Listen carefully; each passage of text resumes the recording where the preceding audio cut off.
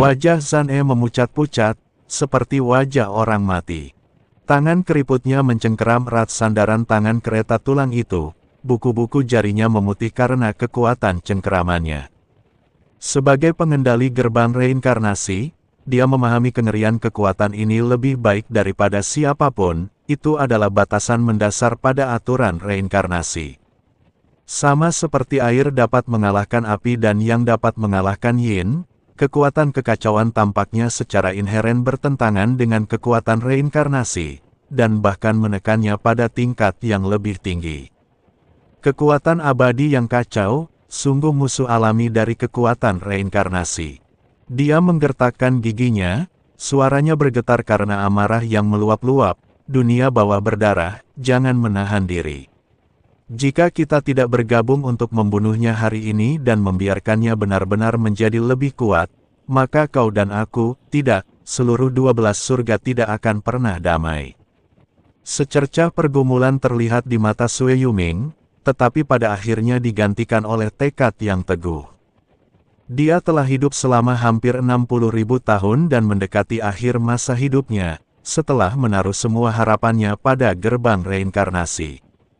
Jika Chen Ping dibiarkan hidup hingga hari ini, maka apa yang disebut harapan akan keabadian tidak akan menjadi apa-apa selain fata morgana.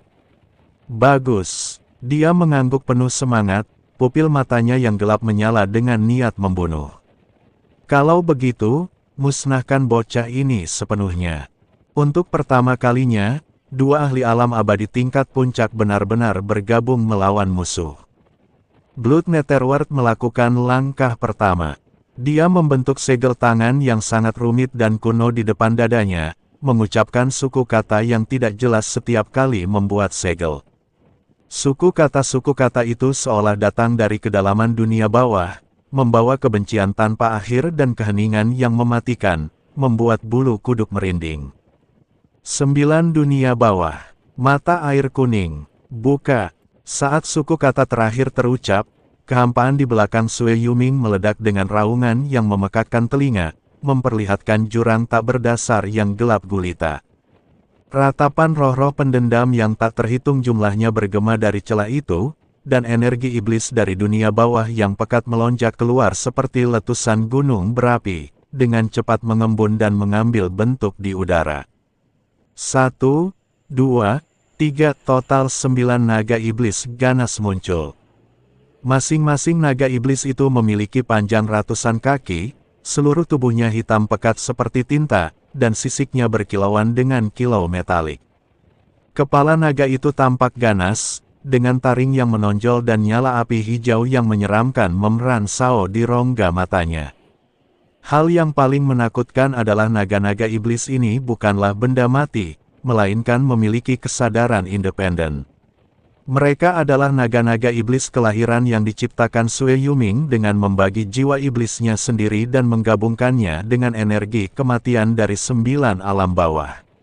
Masing-masing memiliki kekuatan tempur yang setara dengan dewa abadi tingkat 9, dan mereka selaras dengan pikirannya serta bekerja sama dengan sempurna.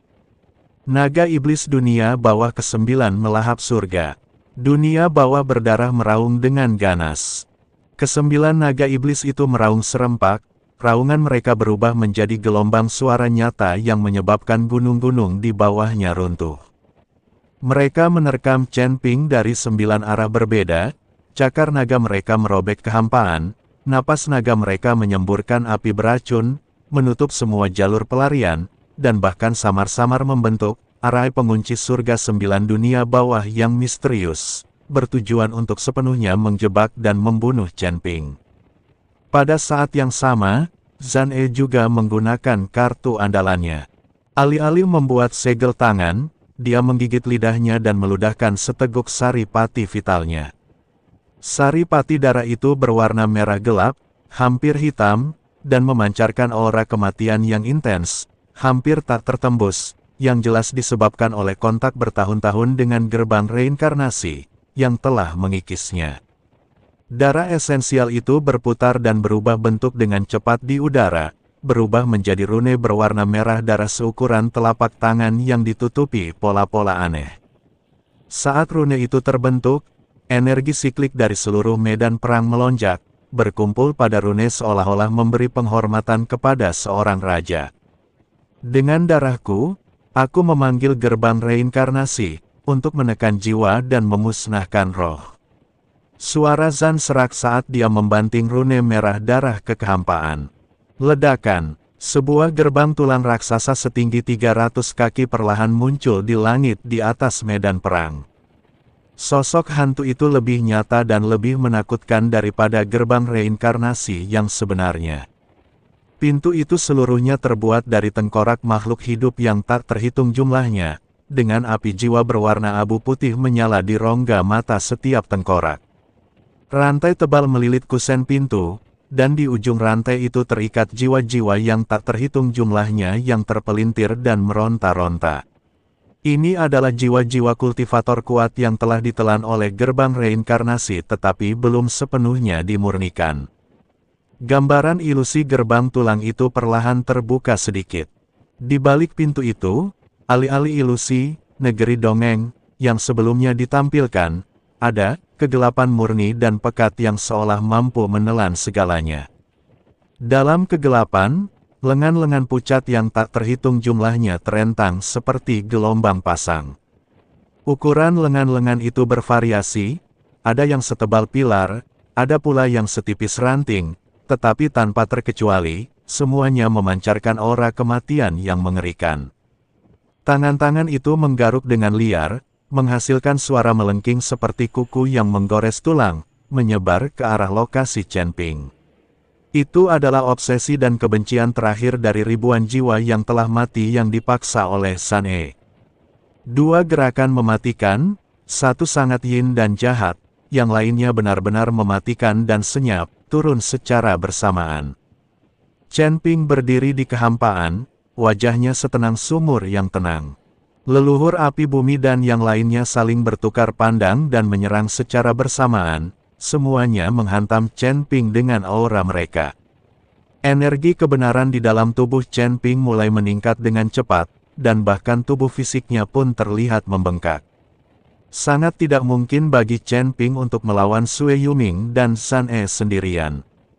Oleh karena itu, leluhur api bumi dan yang lainnya harus melakukan yang terbaik. Untuk mendukung Chen Ping dan mengandalkan ki abadi kacau Chen Ping untuk menekan jalan-jalan jahat ini. Chen Ping perlahan mengangkat tangan kanannya, dan pola 5 warna di punggung tangannya tiba-tiba menyala dengan cahaya yang menyilaukan.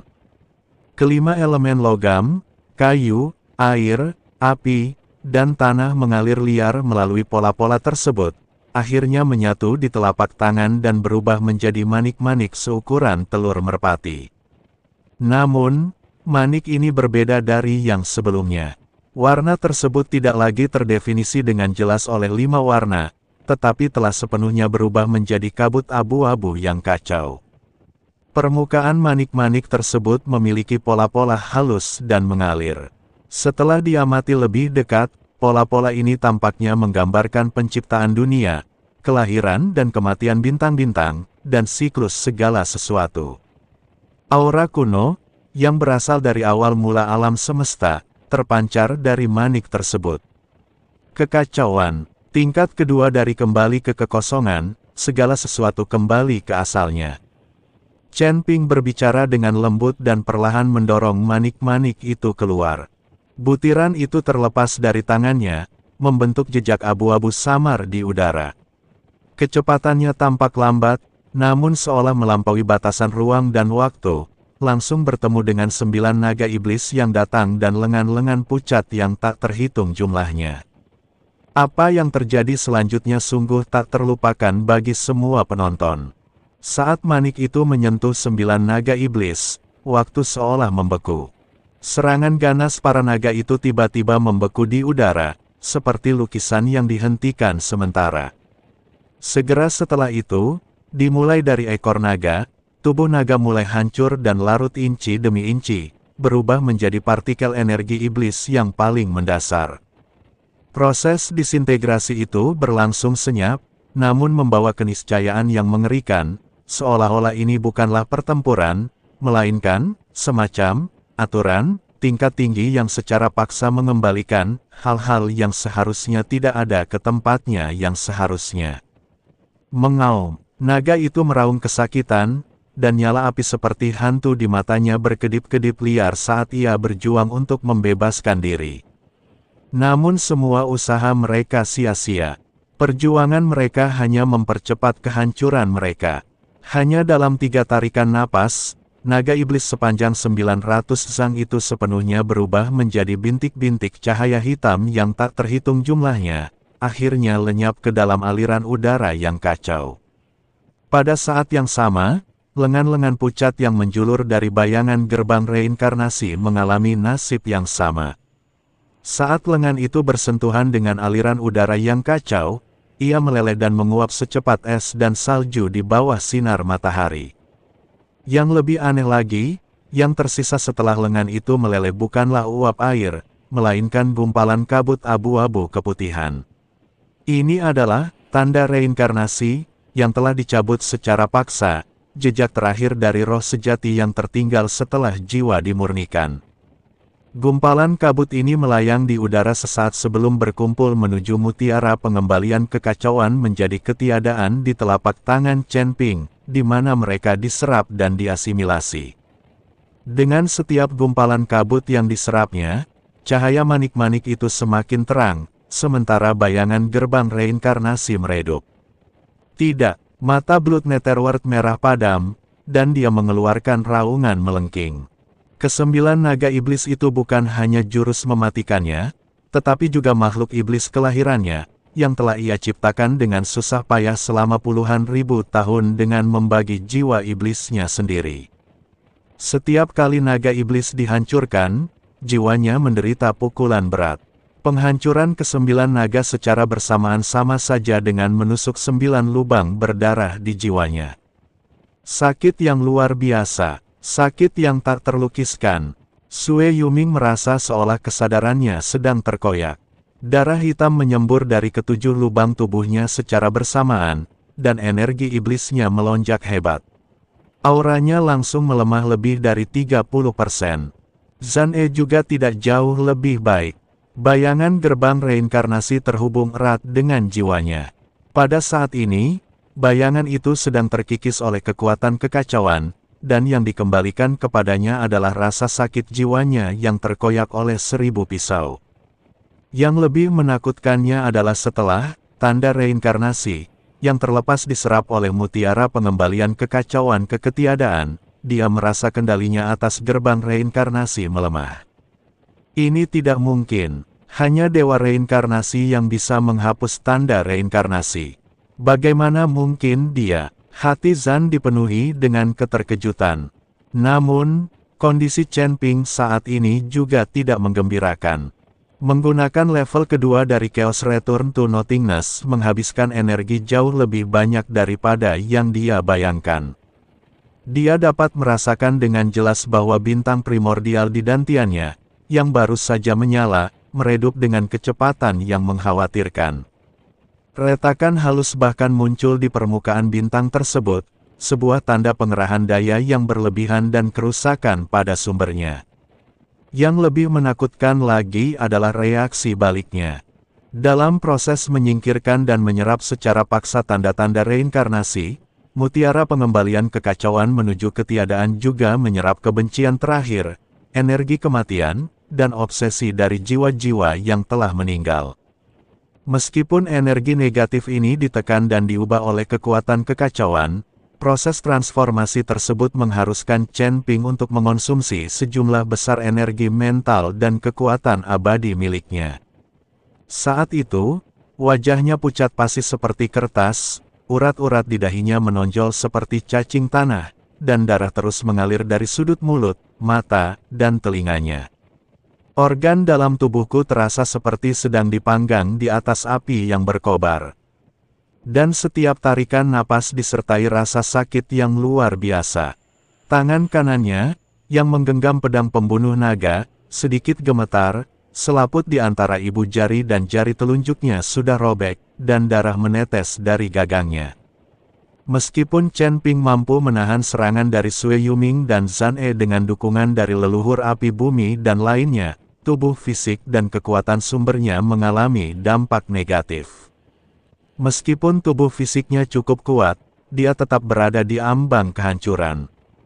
Namun ia menguatkan tekadnya dan terus berusaha. Karena dia tahu bahwa dia harus menahan serangan ini. Inilah satu-satunya kesempatan untuk memecah kebuntuan dan membalikkan keadaan pertempuran. Sekaranglah waktunya untuk melawan balik. Dengan sisa kekuatan terakhirnya, Chen Ping meraung serak.